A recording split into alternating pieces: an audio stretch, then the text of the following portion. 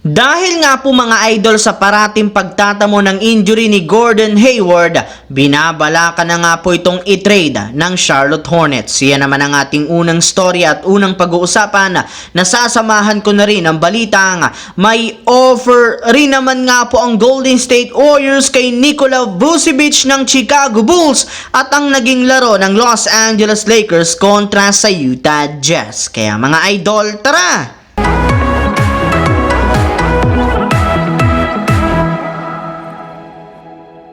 Matapos nga pong kunin ng Charlotte Hornets noon si Gordon Hayward, wala man lang nga po siyang masyadong naging impact sa kanilang team lalo pat hindi man lang nga po sila nakakapasok sa playoffs ng Eastern Conference. At ngayon ngang patapos na ang ibinigay nilang kontrata sa kanya, binabalaka na nga po ng kanilang kupunan na i-trade na lamang ito. Yes mga idol, tama nga pong inyong narinig, ayon nga sa ibinulgar na balita ng isang NBA insider, ginawang available na ng Charlotte Hornets si Gordon Hayward sa loob ng trade market. Pero kung sakasakali man nga po na hindi ito ma-trade ngayong taon, posible na i-buy out na lamang ng Hornets ang kanyang kontrata since nabibigitan sila sa kanyang napakalaking kontrata. Kaya dahil dyan, marami nga po mga teams ang nagkaka-interes na sa pagkuha sa kanya, katulad na lamang ng Boston Celtics, Denver Nuggets, Golden State Warriors, LA Clippers, Miami Heat, Milwaukee Bucks at Phoenix Suns.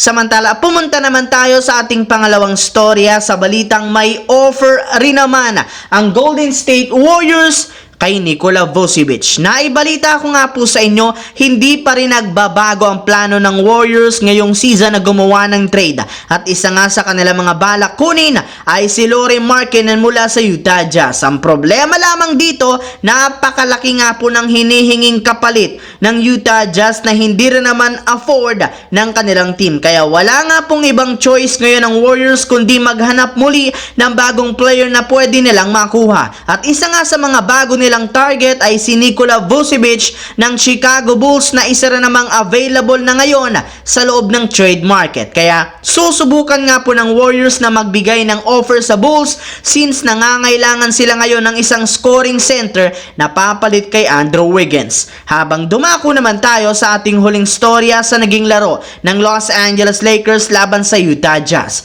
Bago pa man magsimula mga idol ang kanilang laro, inanunsyo na ng Lakers na hindi dito maglalaro si LeBron James dahil sa injury sa kanyang paa. At dahil nga sa kanyang pagkawala, maaga muling nag-struggle ang Lakers sa simula ng kanilang laro, lalo na sa offense at shooting na agad rin namang sinamantala ng Utah Jazz. Mabuti na lamang na andyan si D'Angelo Russell para buhatin ng Lakers na nagtala ng 39 points. Ngunit kahit man medyo maganda ang simula ng kanilang laro, gaya ng inasahan, nanlamyan na naman ng Lakers sa huling quarter matapos literal mag-struggle si Anthony Davis sa pag-score. Kahit man nakapagtala ito ng triple-double, hindi pa rin sapat. At gaya nga last season, nasa parehong posisyon na naman ang kanilang team na may record 19 wins, 21 losses. At dahil dyan, ayon nga po kay Phil Jackson, panahon na para bitawan si LeBron at mag-rebuild na at humanap ng kapalit nito habang hindi pa nasasayang at natatapos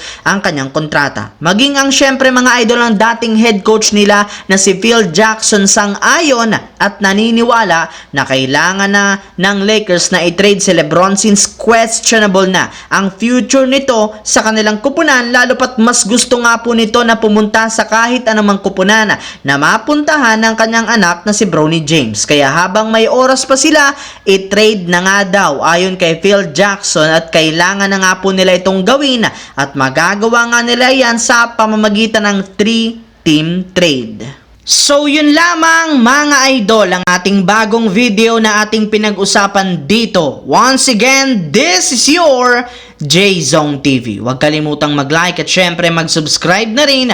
Pindutin ang notification bell sa akin channel para lagi kayo maging updated sa mga videos na pinapalabas ko. Isang malaking shout out sa lahat ng Solid J-Zone TV dyan. Maraming salamat mga idol sa panonood. Hopefully, nag-enjoy kayo ngayon.